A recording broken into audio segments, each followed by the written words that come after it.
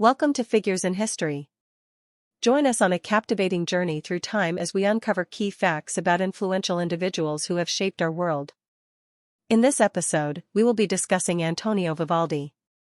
Antonio Vivaldi, born on March 4, 1678, in Venice, Italy, was not only a virtuoso violinist and a prolific composer but also an ordained priest, earning the nickname Il Prete Rosso, or the Red Priest, due to his red hair.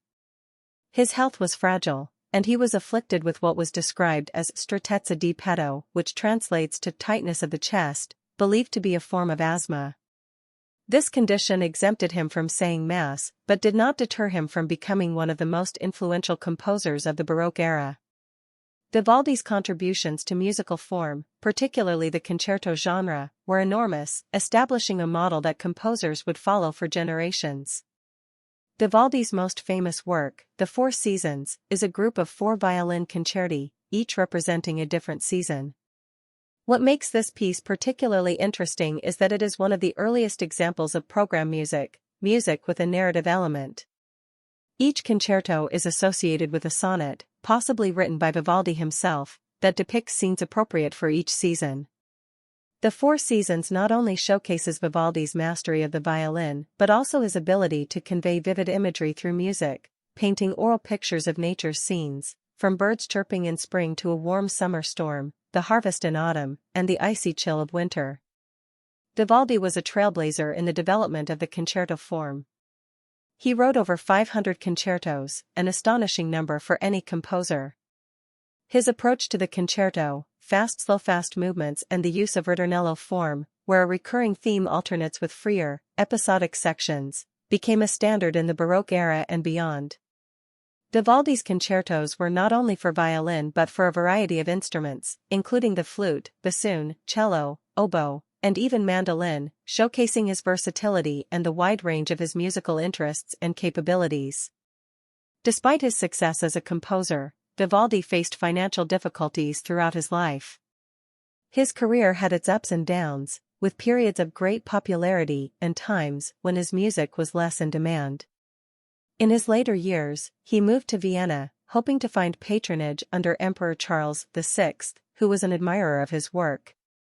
Unfortunately, the emperor died shortly after Vivaldi's arrival, leaving the composer without a royal benefactor.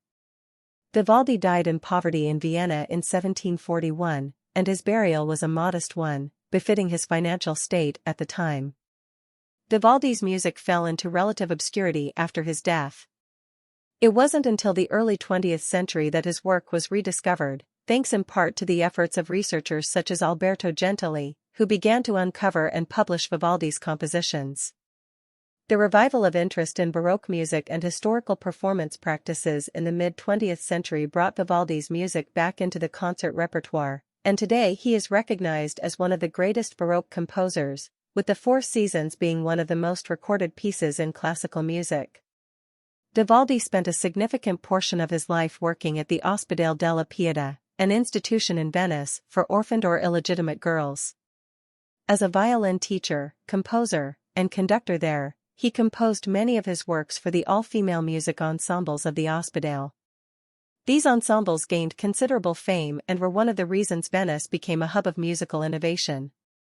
The virtuosity required for these compositions indicates the high level of musical training at the Ospedale, and Vivaldi's role there was pivotal in shaping the musical talents of these young women. Antonio Vivaldi was not only a master of instrumental music but also a significant composer of opera. He wrote more than 40 operas, contributing to the spread of the Italian opera style across Europe. His operas are characterized by their dramatic expression, the virtuosity of their arias, and their rich orchestration.